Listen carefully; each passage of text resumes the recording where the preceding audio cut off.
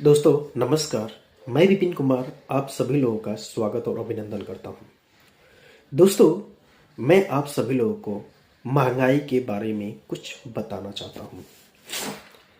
RBI के द्वारा हर 20 साल में महंगाई का दौर निकाला जाता है, सर्वे किया जाता है।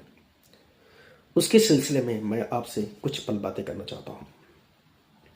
दोस्तों जिन घरों में 1940 में 10 रुपए की इनकम होती थी, उस परिवार में बस रूटीन फॉलो होता था। एक नॉर्मल 10 रुपये में ही शादी करना, खाना पीना खाना, सब बच्चों की शिक्षा करना, सब कुछ 10 रुपये के अंदर ही होता था। फिर 20 साल के बाद 1960 आया। 1960 में जिन घरों में 100 रुपये की इनकम होती थी, उन घरों में भी रूटीन फॉलो किया जाता था। उसमें पढ़ाई लिखाई करना, खाना पीना खाना और शादी विवाह करना, सब कुछ उसी में भरण पोषण होता था। फिर 20 साल के बाद 1980 आया।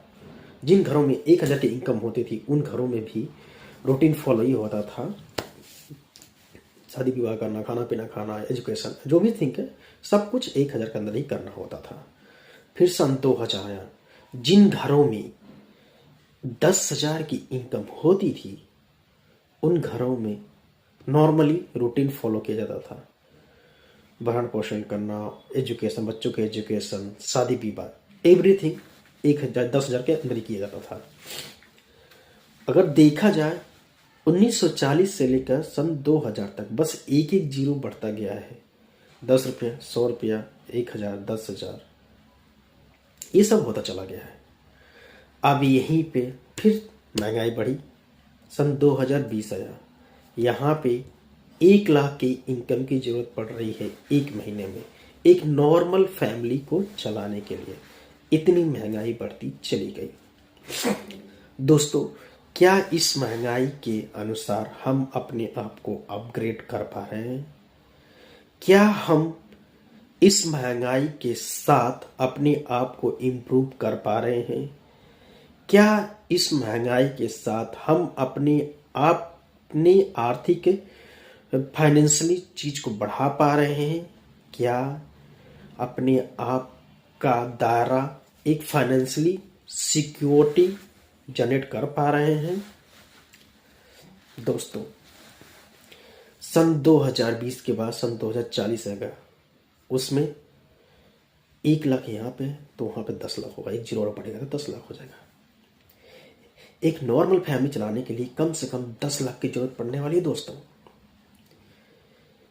समय रहते अपने आप को एक ऐसे सिस्टम के द्वारा जोड़ लीजिए, अपने एक ऐसे सिस्टम के साथ कनेक्ट कर लीजिए जहां से आपका लाइफ, आपके परिवार का लाइफ, आपके बच्चों का लाइफ, आपके सगे संबंधियों का लाइफ सुधार हो सके।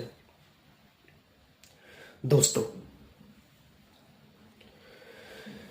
आज के जमाने में जिनके पास पैसा है, उन्हीं के पास सब कुछ है। जिनके पास पैसा नहीं है, उनके पास कुछ नहीं है। लोग कहते हैं कि पैसे से सब कुछ नहीं आता है, लेकिन पैसे के बिना भी कुछ नहीं होता है। लोग कहते हैं पैसे से नींद नहीं खरीदी जा सकती, प्यार नहीं खरीदी जा सकता, लेकिन पैसे के बिना भी प्यार और नींद नहीं मिल सकती है। दोस्तों आज के ज़माने में पैसा सर्वोपरि हो गया है। कहा जाता है कि पैसा भगवान नहीं है, लेकिन भगवान से कम भी नहीं है, क्योंकि आप कहीं पे भी जाओगे, दान भी दोगे तो पैसा ही दोगे, तभी सब कुछ होता है। हर चीज